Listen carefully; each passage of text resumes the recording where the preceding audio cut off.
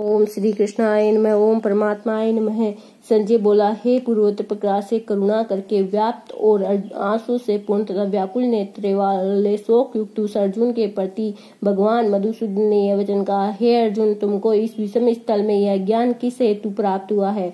क्योंकि यह न तो श्रेष्ठ पुरुषों से आचरण किया गया है, न सर्व को देने वाला है, न कीर्ति करने वाला है। इसलिए हे अर्जुन, नपुंसकता को मत प्राप्त हो, यह तेरे योग्य नहीं है। हे परंतप तुच्छ हृदय की दुर्बलता को त्याग कर युद्ध के लिए खड़ा हो। तब अर्जुन ने बोला कि हे मधुसूदन, मैं रणभूमि में विषम पितामह है और द्रोणाचार्य के प्रति किस प्रकार बाणों करके युद्ध करूंगा? क्योंकि हे मधुसूदन, वे दोनों ही पूजनीय है। इसलिए इन महानुभाव गुरुजनों को न मारकर इस लोक में भिक्षा का अन्न भी भोगना कल्याणकारक समझता हूँ, क्योंकि गुरुजनों को मारकर भी इस लोक में रुधिर से सने हुए अर्थ और काम रूप भोगों को ही तो भोगना है। और हम लोग यह भी नहीं जानते कि हमारे लिए क्या करना श्रेष्ठ है, अथवा वह भी नहीं जानते कि हम जीतेंगे या ये हमको जीतेंगे। और जिनको मारकर हम जीना भी नहीं चाहते, वे ही धृतराष्ट्र के पुत्र हमारे सामने खड़े हैं। इसलिए कायरता रूप दोष करके अपरंतु उस स्वभाव वाले और धर्म के विषय में मोहित हुआ मैं आपको पूछता हूँ, जो कुछ निश्चय किया हुआ कल्याणकारक साधन है वह मेरे लिए कहिए, क्योंकि मैं आपका शिष्य हूँ, इसलिए आपके शरण हूँ। मेरे को शिक्षा दीजिए, क्योंकि भूमि में निष्कंठ धन धान्य और संपन्न राज्य को और देवताओं को स्वामीपन को प्राप्त होकर भी मैं उस उपाय को नहीं देखता जो कि मेरे इंद्रियों के सुख होने वाले शोक को दूर कर सके। संजय बोला, हे राजन, निद्रा को जीतने वाले अर्जुन अंतर्यामी श्री कृष्ण महाराज के प्रति इस प्रकार कहकर फिर श्री गोविंद भगवान को युद्ध नहीं करूंगा ऐसे स्पष्ट कहकर चुप हो गया। उसके उपरांत हे भरतवंशी धृतराष्ट्र अंतर्यामी श्री कृष्ण महाराज दोनों सेनाओं के बीच में उस शोक युक्त अर्जुन को हंसते हुए से यह वचन कहा, हे अर्जुन, तू शोक न कर, क्योंकि शोक करना पंडितों का अच्छा नहीं शोभा नहीं देता। उनके लिए और जिनके प्राण नहीं गए हैं उनके लिए भी शोक नहीं करते, क्योंकि आत्मा नित्य है, इसलिए शोक करना अयुक्त है। वास्तव में न तो ऐसा ही है कि मैं किसी काल में नहीं था, अथवा तू नहीं था, अथवा यह राज्य लोग नहीं थे, और न ऐसा है कि से आगे हम सब नहीं रहेंगे। किंतु जैसे जीवात्मा की इस देह में कुमार, युवा और वृद्धावस्था होती है, वैसे ही अन्य शरीर की प्राप्ति होती है।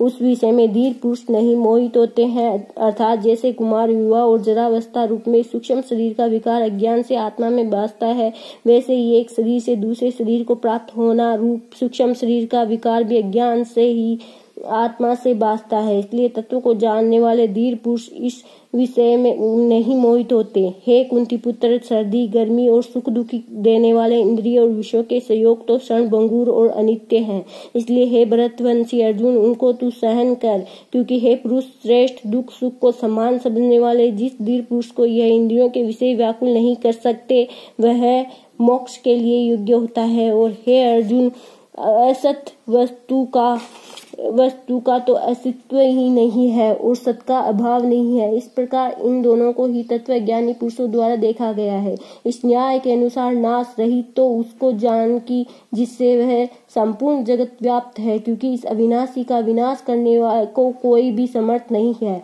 और इस नाश रहित अग्रम में नित्य स्वरूप जीवात्मा के यह सब शरीर नाशवान कहे गए हैं। इसलिए हे भरतवंशी अर्जुन, तू युद्ध कर। जो इस आत्मा को मारने वाला समझता है या मरने वाली समझता है, तथा जो इसको मरा हुआ मानता है, वे दोनों ही नहीं जानते, क्योंकि यह आत्मा न मरता है और न मारा जाता है। यह आत्मा किसी काल में भी न जन्मता है और न मरता है, अथवा न है यह आत्मा हो करके फिर होने वाला है, क्योंकि अजन्मा, नित्य, शाश्वत और पुरातन है। शरीर के नाश होने पर भी यह नाश नहीं होता।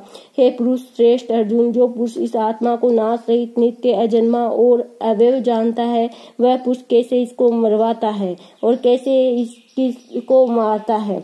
और यदि तू कहे कि मैं तो शरीर के वियोग को शोक करता हूँ, तो यह भी उचित नहीं है, क्योंकि जैसे मनुष्य पुराने वस्त्रों को त्याग कर दूसरे नए वस्त्रों को ग्रहण करता है, वैसे ही जीवात्मा पुराने शरीर को त्याग कर दूसरे नए शरीर को प्राप्त होता है। हे अर्जुन, इस आत्मा को शस्त्र आदि नहीं काट सकते और इसको आग नहीं जला सकती तथा इसको जल नहीं गिला कर सकते और वायु नहीं सुखा सकती, क्योंकि यह आत्मा अछेद है, यह आत्मा अद्य है, अकलद्य है और असुच्य है, तथा यह आत्मा निसंदेह नित्य, सर्वव्यापक, अचल, स्थिर रहने वाला और सनातन है। यह आत्मा अव्यक्त अर्थात अव्यक्त इंद्रियों अविषय और यह आत्मा अचिंत्य अर्थात मन का अविषय और यह आत्मा विकार रहित अर्थात न बदलने वाला कहा गया है। इसलिए से हे अर्जुन, हम आत्मा को ऐसा जानकर तू शोक करने के योग्य नहीं है, अर्थात तुझे शोक करना उचित नहीं है। यदि तू इनको सदा जन्मने और सदा मरने वाले माने तो भी हे अर्जुन, इस प्रकार शोक करने के योग्य नहीं है, क्योंकि ऐसा होने से तो जन्म लेने वाले की निश्चित मृत्यु है और मरने वालों की निश्चित जन्म होना सिद्ध हुआ है। इससे भी तू इस बिना उपाय वाले विषय में शोक करने के योग्य नहीं है। यह विसमाधि के शरीर माया मय होने से अनित्य है, इससे शरीर के लिए भी शोक करना उचित नहीं है, क्योंकि हे अर्जुन, संपूर्ण प्राणी जन्म से पहले बिना शरीर वाले और मरने के बाद भी बिना शरीर वाले ही है, केवल बीच में ही शरीर वाले प्रतीत होते हैं। फिर उस विषय में क्या चिंता है? हे अर्जुन, यह आत्मा तत्व बड़ा गहन है, इसलिए कोई महापुरुष इस आत्मा को आश्चर्य की ज्यों देखता है, वैसे ही दूसरा कोई महापुरुष भी आश्चर्य की ज्यों इसको तत्व कहता है और दूसरा ही इस आत्मा को आश्चर्य की ज्यों सुनता है और कोई कोई सुनकर भी इस आत्मा को नहीं जानता। हे अर्जुन, यह आत्मा सबके शरीर में सदा ही अव्यय रूप अद्य है, इसलिए संपूर्ण भूत प्राणियों के लिए तू शोक करने के योग्य नहीं है और अपने धर्म को देखकर भी तू भय करने योग्य नहीं है, क्योंकि धर्म युक्त युद्ध से बढ़कर दूसरा कोई कल्याणकारक कर्तव्य क्षत्रिय के लिए नहीं है। हे पार्थ, अपने आप प्राप्त हुए और खुले हुए स्वर्ग के द्वार इस प्रकार युद्ध को भाग्यवान क्षत्रिय लोग ही पाते हैं, और यदि तू इस धर्मयुक्त संग्राम को नहीं करेगा तो स्वधर्म और कीर्ति को खोलकर पाप को प्राप्त होगा और सब लोग तेरी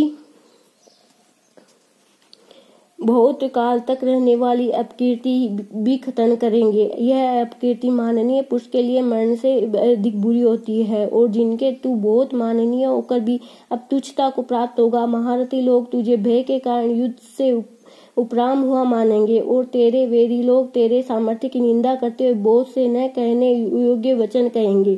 फिर उससे अधिक दुख क्या होगा? इससे युद्ध करना तेरे लिए सब प्रकार से अच्छा है, क्योंकि या तो मरकर स्वर्ग को प्राप्त होगा अथवा जीतकर पृथ्वी को भोगेगा। इसलिए हे अर्जुन, युद्ध के निश्चय वाला होकर खड़ा हो। यदि तुझे स्वर्ग तथा राज्य की इच्छा न हो तो भी सुख दुख लाभ हानि और जय पराजय का सम्मान समझकर उसके उपरांत युद्ध के लिए तैयार हो। इस प्रकार युद्ध करने से तू पाप को नहीं प्राप्त होगा। हे पार्थ, यह बुद्धि तेरे लिए ज्ञान योग के विषय में कही गई है और इसी को अब निष्काम कर्म योग के विषय में सुन कि जिस बुद्धि से युक्त हुआ तू कर्मों के बंधनों को अच्छी तरह से नाश करेगा। इस निष्काम कर्म योग में आरंभ का अर्थात बीज का नाश नहीं है और उल्टा फल रूप दोष भी नहीं होता। इसलिए इस निष्काम कर्म योग रूप धर्म का घोड़ा भी साधन जन्म मृत्यु रूप महान भेद से उद्धार कर देता है।